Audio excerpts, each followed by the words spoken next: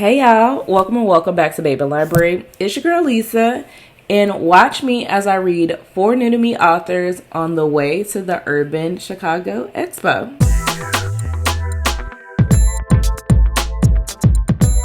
Now, I want y'all to know, this vlog, I only filmed in this spot and in my car. So I probably should have named this Car and Couch Crash Out. And the reason why I'm saying that is because you are going to watch me go through a range of emotions, specifically centering these new to me authors that I'm reading in preparation for an event that I'm going to next week. To preface this, I have read 2 books that I DNF'd in this vlog. 1 book that I determined was not for me, and then 1 fave, also 1 book that I'm interested in reading more about. So, that being said, let's jump right into it with my first new to me author. Okay, I am here to start my reading new to me authors vlog on the way to Chicago Urban Book Festival. I'm starting with Nick Mills, and I have Scars of a Toxic NIGGA. This has 126 pages, so it's fairly quickly. I think it's a 2-parter. You have Scars of a Toxic Nigga and you have Redemption of a Toxic Nigga. So I am very interested to see how this is going to go. So far, I'm 9% in, and y'all, he's been planning his rest of his life with Mia, his current girlfriend, and he went and bought her a ring. He went and purchased a home for them all in one day. Like, the man has said, I'm going to do all of the milestones in a day because we've been playing way too long. Only to come home, when she told him to come home, she said, hey, babe, I got a surprise for you. Be here at 10. He get there a little bit before 10. His house is clean out. He don't have nothing on the walls. No furniture, no nothing. The only thing that's left is the Christmas tree and basically memories. So I'm very interested to see how this is going to go. Like I said, it's 126 pages, so I should be able to breeze through this. If I do, I'm wondering if I pick up book 2 or if I just hold off. Nick Mills has a lot of books that I want to read from her, but I only have a small amount of time. Her shop for her pre-order closes tomorrow, so if I don't get it finished in enough time, I might just have to purchase it there. But this is the book that I'm starting with. I don't know what I will be picking up next, but you all will know soon enough. Talk to you soon. Okay, I am here to let you know that I quickly DNF Scars of a Toxic because it was bad. Like, I got 40% of the way in, and I said I should have heeded the warning of the title. Like, the man was truly toxic, and while I understand why Lowe leaned into his action, right? Like, he was betrayed by the 2 most important people, his brother and his gal that he went and proposed to. Like, I just didn't have time to sit in and with him and indulge in his foolishness, right? Like, he was sleeping with a girl and also sleeping with her sister. Let them both know, like, he was on some real Future. I don't care if she was your real sister. Brought another woman in and then told all of them hoes to get out his house. Cool, right? But I'm like, okay, I'm 40% in. When I'm gonna meet the FMC? We meet the FMC, and the way he roll up on her, like, he's seen her one time. And yeah, you may have been like annoyed at how she acted around you, but don't hem her up in public, take her into the bathroom, and then talk reckless to her and think that I'm gonna want y'all romance. Nah, baby, it's a no-go for me. Now, I looked at some of the comments to see people like, oh, but she gives him tit for tat back, like she not taking no mess from him. Lowe really get his act together because she put him in his place. I don't care about none of that.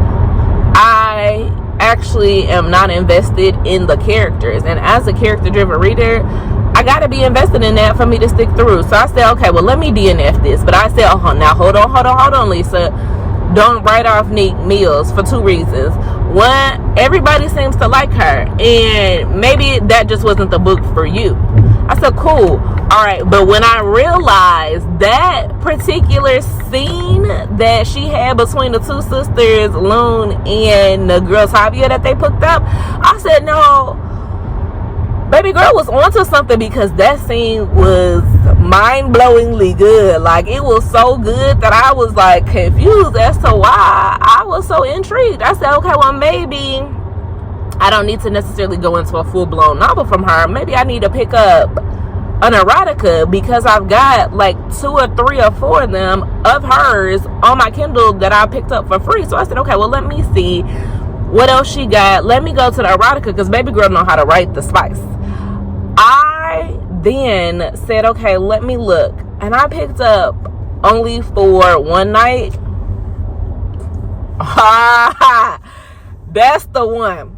That's where I should have started, because it's so good. Like, it's so good. It's so steamy that I had to put the book down for a second, walk away with my hands on my hips, like, baby girl, what you get yourself into? You wasn't ready. Like, you jumped in from the frying pan to the fire when you said, yeah, she good at spice. No, baby, she's great at spice.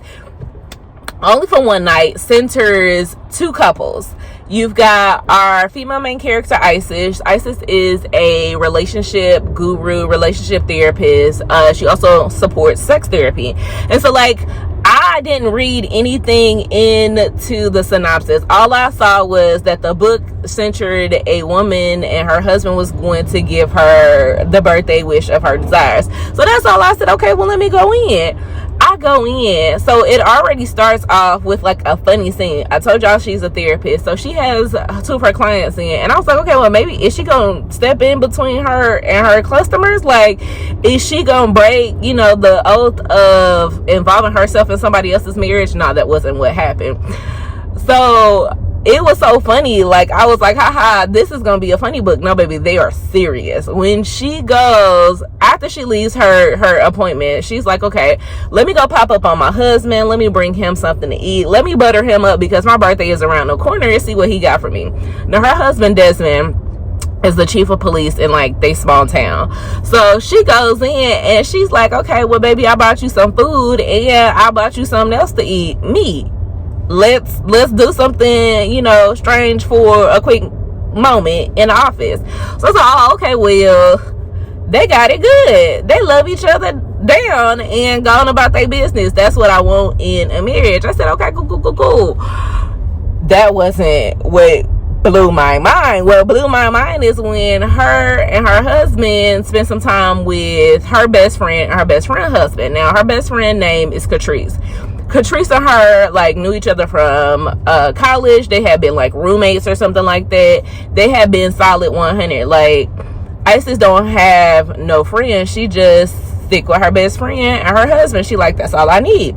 Now, her husband and her throwing a game night. Now, Catrice is there. She's bring her husband Malcolm, and they get to drinking and they play, you know, Never Have I Ever. Now, this Never Have I Ever game, you know, secrets start spilling. And everybody's drinking, so they enjoying themselves, and they just, you know, letting stuff off the tongue. Like, never have I ever slept with somebody in this room. Never have I ever wanted to sleep with somebody else in this room. Okay, fast forward to one of the most mind-blowing scenes I have ever read. I was like, okay, Nick, I got your number now. And I'm very intrigued because I think there is a book that ties into this called Invite Only, which is also on my Kindle that I have for free that I need to go and pick up. Just know, Scars of a Toxic may not be the book for me, but I'm not writing Nick off because the woman's pen has talent in other places. So then I decided to say, okay, well, what is the next author that I want to read for the Chicago Urban event? And I decided to pick up something like Low Key. I said, all right, well, I don't need no more spice. I need something that is spice free. Not really. I'm sure it's probably got some spice in here, but I don't need it to be the primary focal point. I need something short and to the point, but I don't need it to like rock my world. I need something like, you know, calm. I decided to pick up Deroncia's, I think that's how I want to call her Deronica, but that's not her name. It's Deroncia's Desperate Times. Now, this book, I'm just getting into it, and I picked it up from Lady Creole. Lady Creole on Instagram, she highlighted this book, and it wasn't until she said it that I was like, oh, I think that this author is going to be in Chicago. So I said, let me pick it up. Now, I started it early this morning, and I'm really enjoyed it. I think I'm probably about 3 or 4 chapters in. It's also very short. I think it's like 116 pages. We've got our female main character, Crimson. Now, Crimson is down on her luck. Like, she is not having a good time. She is a brand new single mother. She's had a 5-month-old daughter, and when she pops out pregnant, she's like, okay, well, me and my guy gonna be together.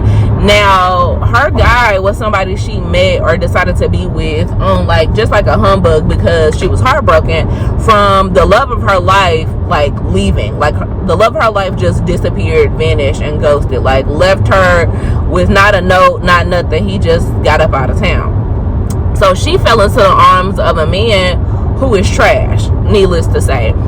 This man that she had a baby with also popped up with a wife that was pregnant, that was having twins, and he ain't looked back since. Like, he is not giving Crimson no money. He not giving her no time of day. He's like, hey, you on your own because I'm with me and mine.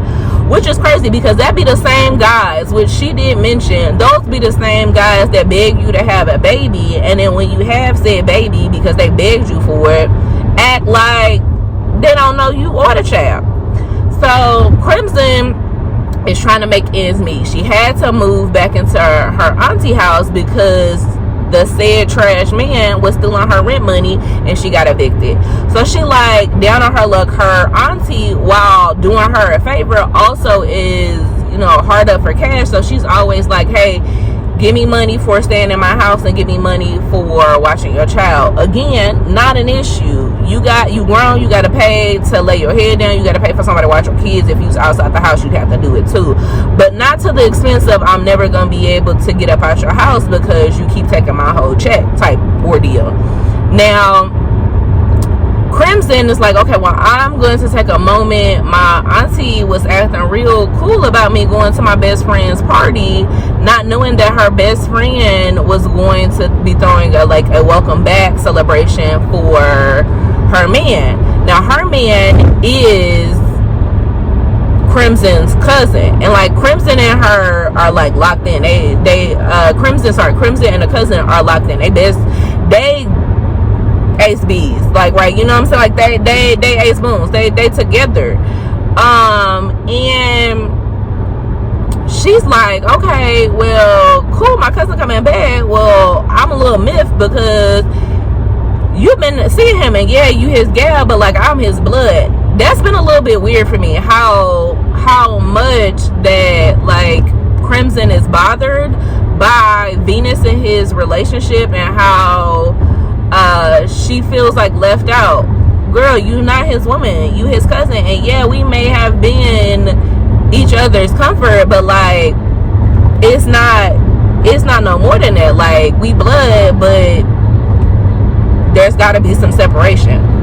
And so she's like, oh, she's at the party and she's happy that her cousin's home. She's getting ready to go because she's missing her child, which I did appreciate that. Like, I appreciate getting the real aspects of the anxiety, what it's like to leave your child at, you know, outside of your care for the first time, and you feel guilty about having fun. Like, seeing that representation in a book, I was like, okay, well, that's really dope.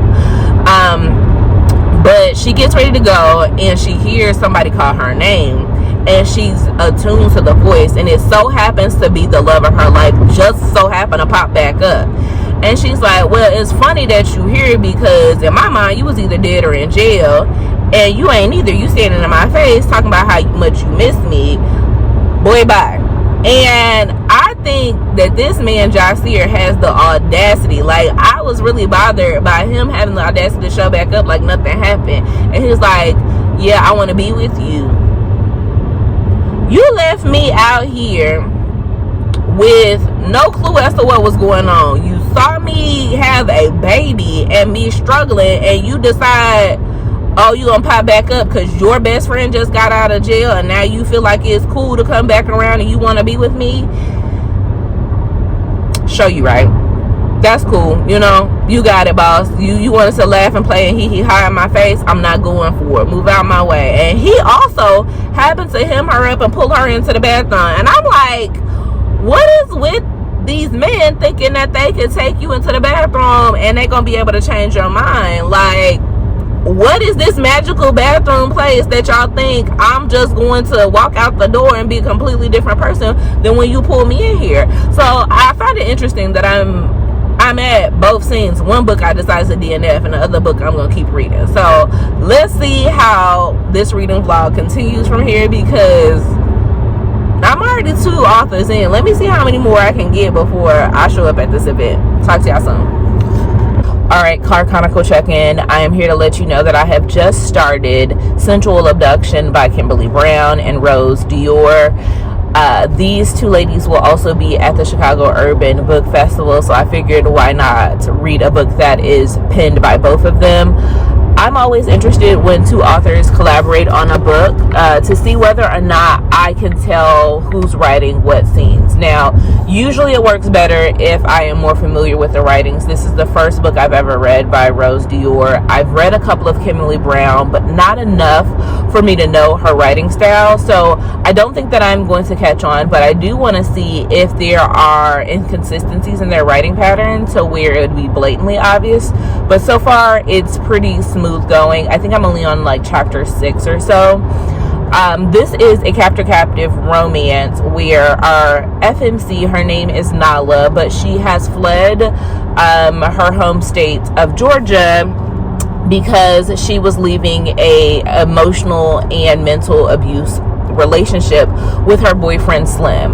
Now, Slim is pretty much isolated Nala from her family, her friends, and so she had to depend on him. In addition to her being isolated, he started to break her down mentally about her body. So he continued to tell her, like, you're fat, nobody would love you, I'm the only person that will put up with you, but I won't sleep with you unless you drop, 30 pounds or more. And so she really started to lose her self-confidence. However, before she decided to flee, she really solidified her decision to leave by finding out that she was pregnant. So this is a single mother relationship. Now, Slim never knew that he had a baby with her, or he would be tracking her down even more than he is doing now. She currently has a $100,000 bounty on her head to bring her back. And he contacts this family business that has, ways of getting people either to bring them back or to put them in the dirt. And so he puts out a call to Ashton. Now, Ashton has a brother who is really good at finding people named Ahmad. Ahmad is our male main character. Now, Ahmad has been trying to get out of the game. He is not wanting to deal with his family anymore, and understanding that this is a family business. And Ahmad is like, no, don't contact me. Now, what's interesting is Ahmad is OCD. So I do love seeing the OCD representation. I'm really interested to see how that plays out when you are dealing with a captor-captive romance, because things are outside of your control. So I'm assuming dealing in this relationship is going to drive him stir crazy, which you can already see it does, because when he was given this contract, he did not know, just like Slim didn't know, that there was a kid in the mix. And so anytime you're dealing with children, that automatically throws off the game. So I am reading this and I'm listening to it via audiobook. From an audiobook standpoint, it is really heightening the scenes, because again, this is suspense, this is high stakes, and you can feel it play out. Like the scene that I just read was where the van that he is transporting them in stops, and she is able to break free of her duct tape because he left her mouth exposed. And I'm like, Ahmad, you're supposed to be a professional. Why is this woman able to like use her teeth and all you're using is duct tape? So that's a flaw that Ahmad has, but I think it's because he's like not seeing her as a threat. Like, he really is attracted to the woman, and he's like, I don't want to harm her, which is outside of his character, because Ahmad is like, nah, I don't have feelings. Like, I don't want to be in a relationship, I don't want to do anything, but this woman is intriguing me, but not enough to walk away from this $100,000. And so she breaks free, and she's getting ready to like make a move and run through the woods to get away with her daughter. And like, just listening to it, I'm like, hearing the little girl like cry and want her mom, I was like, oh my gosh, this is too much. Like, the suspense is suspenseful. So I am enjoying listening to this story. The one caveat I will say is that, like, when our FMC's narrator gets ready to portray a male's voice, I'm like, ooh, please don't do that. Like, can we work it through? Because I believe this is also narrated by Winston James for Ahmad's character. I really want to be like, why are you having her do a female voice when you could just insert Winston playing Slim and playing Ahmad? Like, we're already paying for him to be here. But that's just how I see things, because like, not every female narrator is Wesley Siobhan and can do a male voice that is believable. So like that's the one minor like downside I would say while listening to this. Is just, please stop having her portray a male character, because it throws me out the scene. Other than that, I am having a thrilling, chilling time, so I can't wait to see how she continues to break Ahmad down, how when Ahmad decides to like switch over and it's like, yeah, I'm not giving her back, she mine, this baby is mine. Like, I'm very interested to see that happen, so I'll come back and give you more thoughts.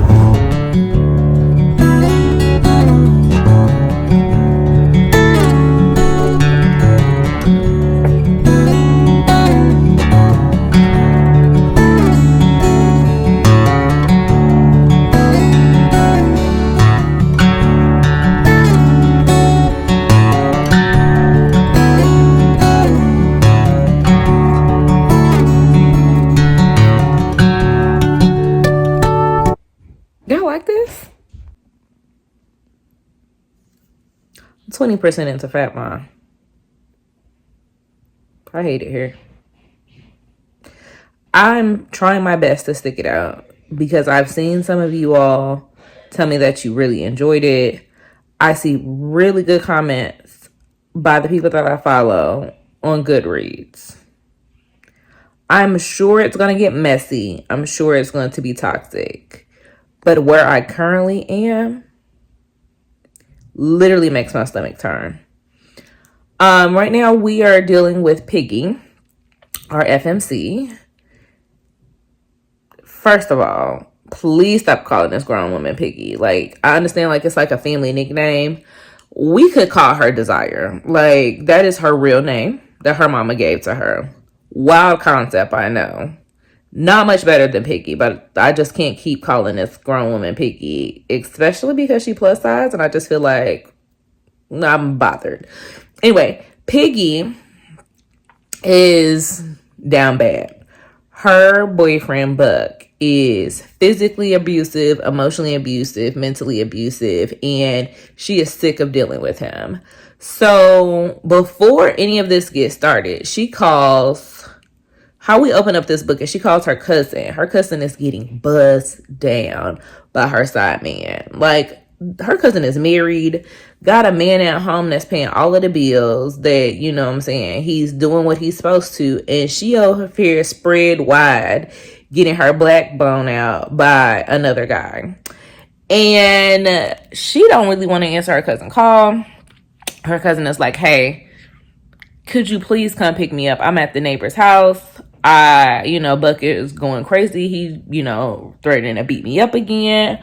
I need you to come get me because nobody else will do what I need you to do. Everybody else will turn me in back to him because he's seen as the good guy, when really he's a villain. So her cousin is like, fine, I'll come get you. And she's like, well, where you gonna stay? Girl, I ain't got no money, no license to my name. I ain't got nothing. I just left the house with whatever clothes I had on. I don't have nowhere I can go. She's like, okay, well, you can stay in my house for a night. I don't really like people in my house. My man don't really want nobody else coming around. So she goes and she stays there for a second, and her cousin been acting real strange. Like, her and her cousin used to be like real solid until she got married, and now she kicked Piggy to the curb. Her cousin is named Tab. Tab kicked Piggy to the curb. And so she don't know nothing about Tab's new life. She don't know her man. She's seen him once, but like it was in passing, and she's not really familiar with her surroundings. So she's staying there. And everything is like cool.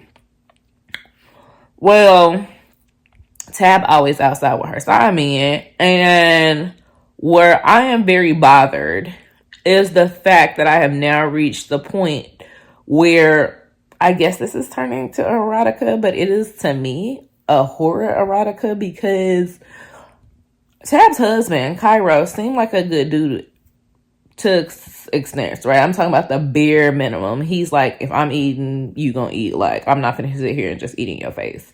That seems all fine and dandy until this man's come into Piggy's room in the middle of the night and is like, hey, I hear you down on your luck. What you want to do?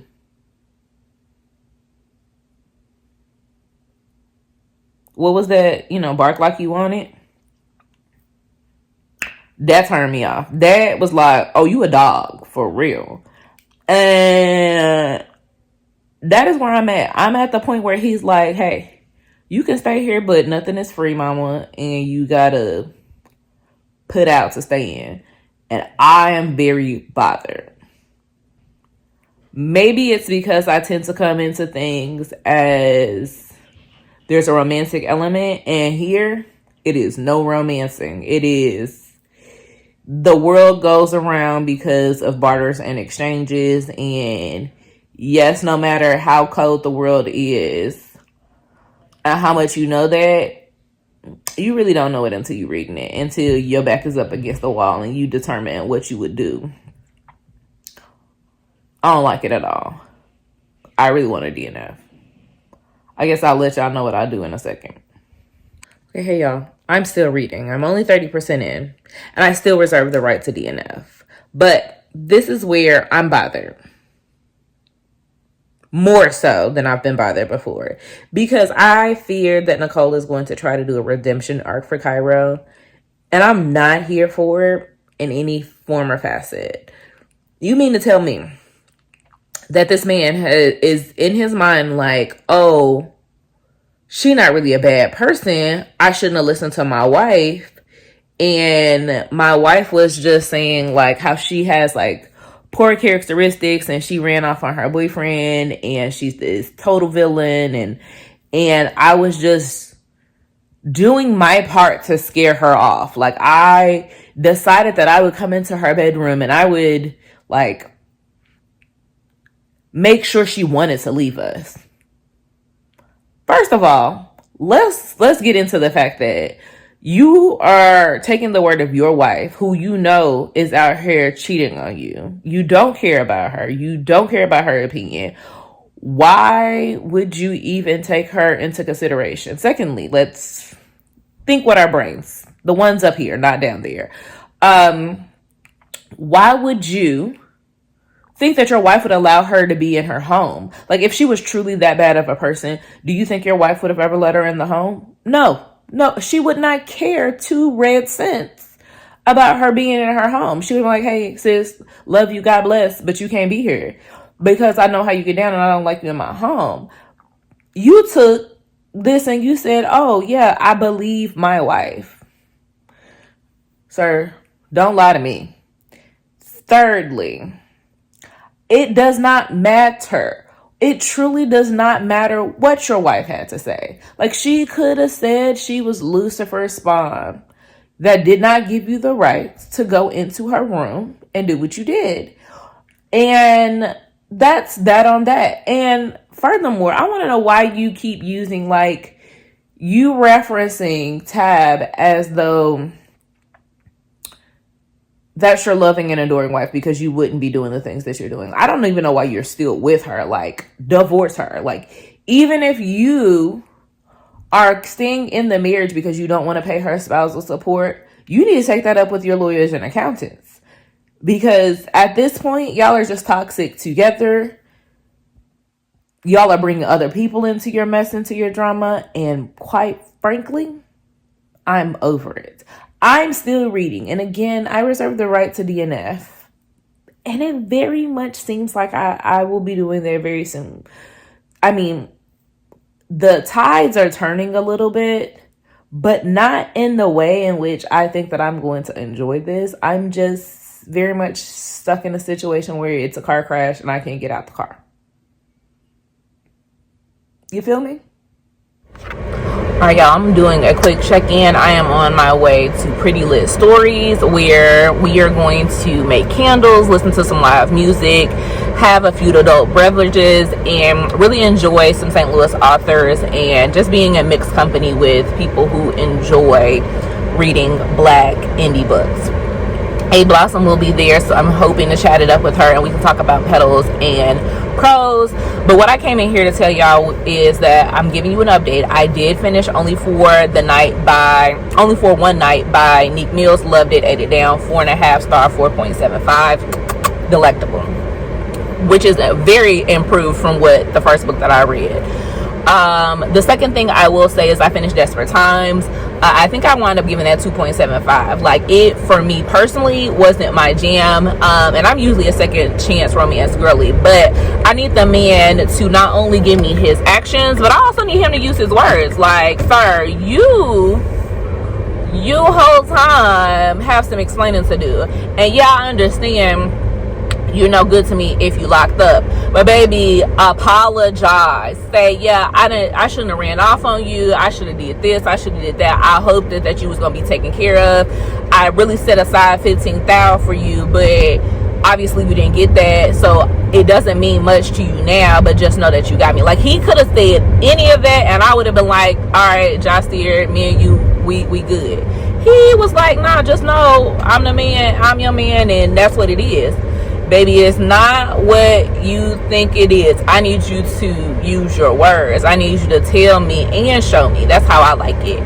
However, what really was the thing that did it for me is I really don't like how I felt like the author just kind of reached a little bit, and like, she knew where she was going. She knew where the end state was. She knew who took the money and how that came to be. But like, I felt like it was a little bit of a reach for Jostier to already say, oh, these are the two people that took your money, and like, go after it. And I was like, but how did he know that? How did we get here? Now granted, yes, he's a character in the book and he know these people way better than I know them, and again, so does the author. However, I, as the reader, do not know, and you're trying to convince me. Lastly, I want to tell y'all two more updates. One, I did finish Sensual Abductions. I enjoyed it. Now, I could have dealt without the extra, like, what it felt like the last hour of the book was an extended epilogue. Like, it felt long, and I was like, yeah, I appreciate getting the happily ever after. However, I didn't need an hour worth of it. Like, you know, I automatically assumed it was going to live happily ever after. What I did not know was that book 2, there is a book of Salim and Pure, which is Ahmad's cousin that we get to see. I didn't know that Rose Dior wrote their story and that I already had it on my Kindle. I'm going to leave a copy here. I don't recall. I think it was something season, finesse season or something like that. Baby, I already had this. Oh, baby, I'm going to go back and finish reading. I'm going to go back and read them, because let me tell you, the way that Salim was like on top of it, yeah, I need that. All right, y'all, this is where I'm going to go ahead and wrap up the video. I meant to tell you that I did DNF Fat Ma at 45%.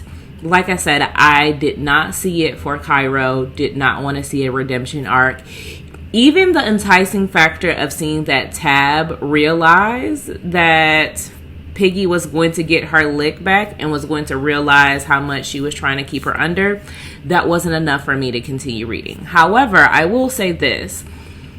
I know a lot of people like Nicole Jackson, so if you think that I should pick her up again with a different book, let me know what book that is down in the comments below, and I will certainly consider it, because as you saw, I doubled back on Nick Mills and I found something that I thoroughly enjoyed, which I will be reading invite only from her, because baby, the tie-in to the club scene is too good for me to miss. Y'all already know I'm going to pick up Finesse season. And I may give Deroncia another chance. If you want to leave me a emoji, you got two choices. Leave me a car emoji if you prefer my updates from the car, or a couch emoji if you prefer my updates from the couch. Or just tell me what you're reading. I will say that you will be getting a vlog from me very soon of me at the expo and interacting with some of these authors. So stay tuned for that, and I will talk to y'all later. Bye.